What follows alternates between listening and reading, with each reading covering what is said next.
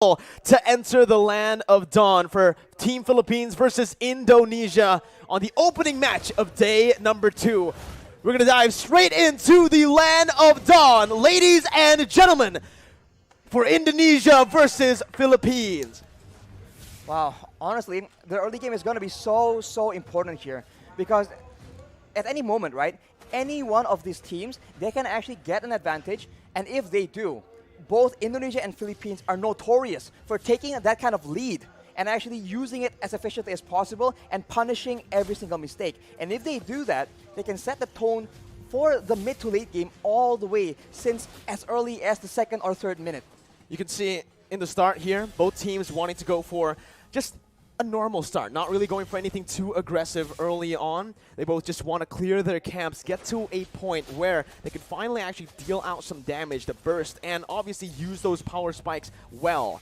Here, Arashi, with the pathing of both of the junglers, it does feel like they want to play towards the side laners a little bit early as well. We've also seen many times that Del Rosario on the utility junglers really likes to go and clear that gold lane to help the Beatrix out. Well, the early game is going to be so much pressure, so many things for the roamers to do, right? Because in the early game, it's always about how the roamers can facilitate. Will they move towards the gold lane? Will they move towards the mid lane? You know, once you get one of your laners ahead, that will allow you to use that lane as the basis to make plays happen. Well, here it is once again, 2 minutes in, and it's going to be Team Philippines who has a bit more pressure around a turtle with the Black Dragon form being popped in. It's still going to be Del Rosario who secures the retribution on the turtle. Divine Judgment going to be popped in towards Potapop, but it's not going to work.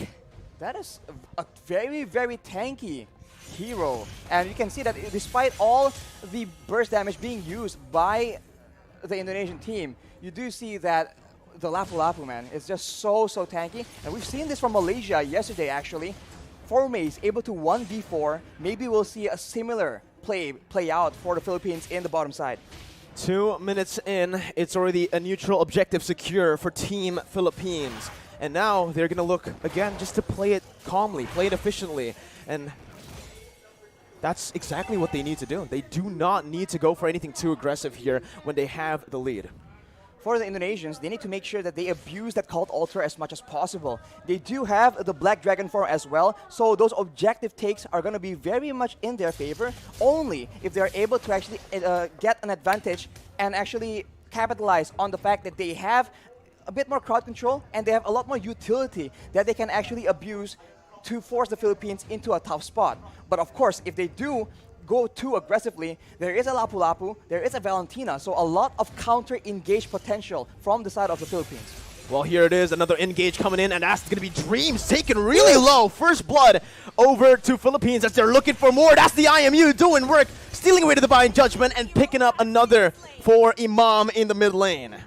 That is what you have to be aware of, man. If you don't want to deal with the engage, you can engage on the engager, and that is exactly what the Philippines have done. They take out Dreams, and they hunt for stragglers afterwards. They have the tempo in the game right now, and if you look at the side lanes, that is where the action will start building up. Because with pressure in all the lanes from the Philippines, they're going to try and cut into the jungle and cut off members of Indonesia from their own backup.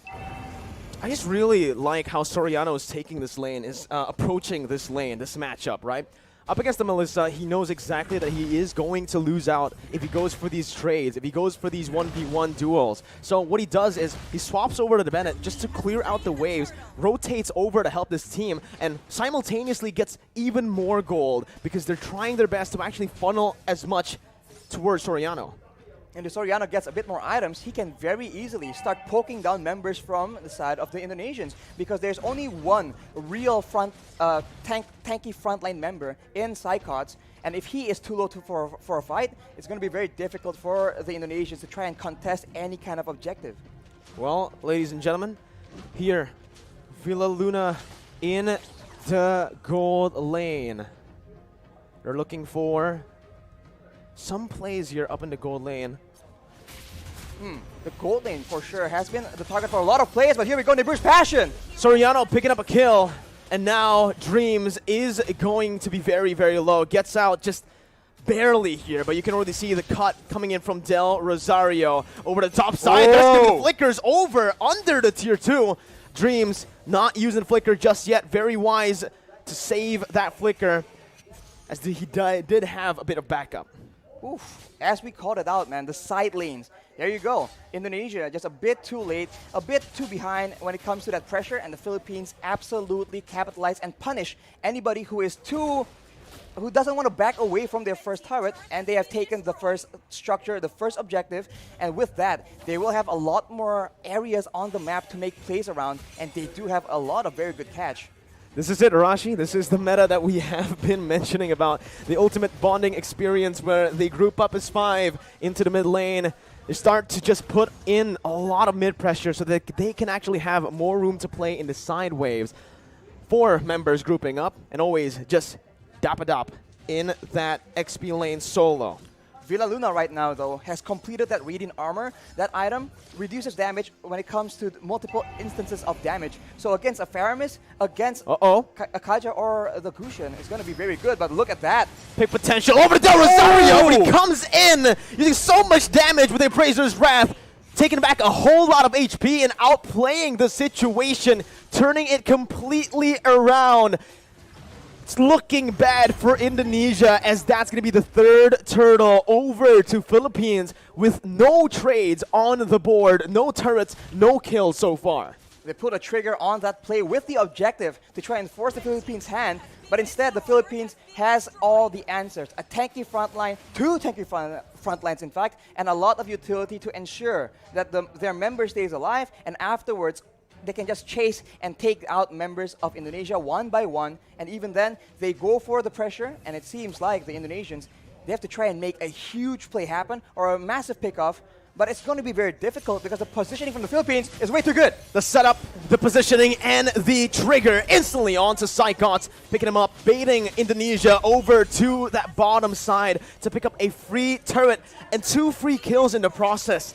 It does feel like so far in this game, the Philippines are a step, maybe even 2 steps ahead of Team Indonesia, as Dream's going to get knocked up. Imam looking for that follow-up, just to zone Indonesia away from the tier 2 as they look to start sieging down on every single turret. The damage difference right now from both teams is just so difficult to deal with. We mentioned how there's only one real frontline on the side of Indonesia, and look at what happens to him in a big fight. He gets taken out. The cult altar is so non-existent. The Philippines are able to just burst through it and go on with their day. Soriano right now with the Malefic Roar completed. That is a lot of penetration on top of the already insane amount of damage and burst that the Beachers can bring to the table. This is what Philippines loves to do when they're ahead, right? They use the distraction that is Dapadap, who's practically currently unkillable on that Lapu-Lapu. They use him as a distraction in the side lane, solo, picking up a turret. Meanwhile, they set up on the other side. Usually, they like to play on the opposite side and use the conceal to catch the enemies off guard. But there, you can see, again, a curveball thrown over to Indonesia, or maybe Indonesia have done their research onto how Philippines likes to play with the lead. They take another step ahead, and they think 2 steps ahead of Indonesia. Right now, again, it's going to be Divine Judgment coming in, but it's all onto the frontliners with a lot of the resources burnt out. It's going to be Cyclops who jumps in and finishes off Soriano in the back lines, splitting Philippines in 2. Imam now flickering out, getting to safety, but all that was for the Lord. It's a 2-for-1 in the end. 2 kills over to Indonesia for a Lord take. Arashi, who's it worth for? Oof, I think considering the fact that the Philippines are so ahead and they are focusing now more than ever on taking all those structures away from Indonesia, I think the Lord will be very, very beneficial. Unfortunately, they lose their gold leaner as well, which is not ideal. But if you take a look at the items right here, he is on 7,300 gold. As we mentioned, BOD and straight to a Malefic Roar, ensuring that anyone getting caught in his ultimates will get absolutely decimated. What's another thing that I want to mention is the fact that the 2 kills that Indonesia picked up earlier was onto 2 members with no bounty. There was no shutdown there. So even though Indonesia were able to find some kills, it was just normal gold. It wasn't the added gold that we usually see. And they get the Lord for that. So if it was a shutdown, I would actually say that Indonesia definitely came out on top in terms of value. But here, Taz might actually be caught, forced to use that ultimate defensively to get out. And everyone is from the Philippines is available because the death timers are very, very short, and they are going for a siege here where Indonesia don't have a lot of tools to try and counter the poke damage. Slowly but surely, the Philippines is chipping away at the structures and at the EHP bars of the Indonesian players. It's a good defense by Indonesia. They're able to minimize their losses here, only losing that tier 2 in the mid lane for now. But Brands is going to be zoned away from that mid lane.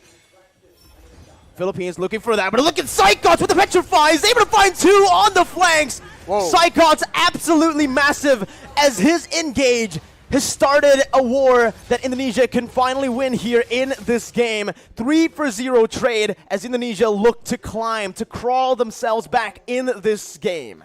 Blink and you'll miss it. And engage gave way for Indonesia to take 3 kills for a trade of none. And along with that, Taz is able to secure the purple buff from the side of the Philippines as well. So now they have a momentum. They have recovered a bit of that gold difference. Only 2K right now. But the Philippines, they are still in the lead. And they are no stranger to these late game situations. Dreams opening up the map just a bit. Going to be chunked down by Del Rosario. But he is going to be able to back off without having anything taken away. Honestly, looking at it right now, Rashi, Indonesia, their main win condition, we thought it would be Brands on that Melissa. We thought it was going to be the Gushin on the hands of Taz, but it's actually Psychots, the man that has been doubted so many times by everyone. By the public. I mean, this man has had a very lackluster season in his last performance. That was a performance in the last season, actually, rather. But here, knowing that Indonesia are relying very, very heavily on a very reliable engage. His Yuzong has been critical, but after 2 engages, will Philippines fall for the same trick twice? Divine Judgment over the Dreams. That's going to be the front liner taken out. That's going to be that. Oh my god, so much damage onto the Lapu. Unfortunately, won't be enough though. And now Indonesia, they're actually backing away, and it will be waiting for the Lord take. And Philippines, they are so good at the Lord dance. Going back and forth, waiting for their opponents to make a mistake, and with such a long-range basic attack on their B-Tricks, they can do better. That's what they were waiting for. The Black Dragon form now baited out. Psychots with a Petrify onto Soriano, who's forced to flicker out, but Psychots jumps in. 1v4, soaking in all the damage and sustaining back up. Top it up, gonna be taken down by Brands, and that's another kill over to Indonesia, who were able to play with the death timers of Dreams really well. With him now respawning, they've taken back the lead if they actually can secure the Lord, which they should be able to. Free Lord over to Indonesia. They're not stopping just yet though. Conceal play from Indonesia. They back off.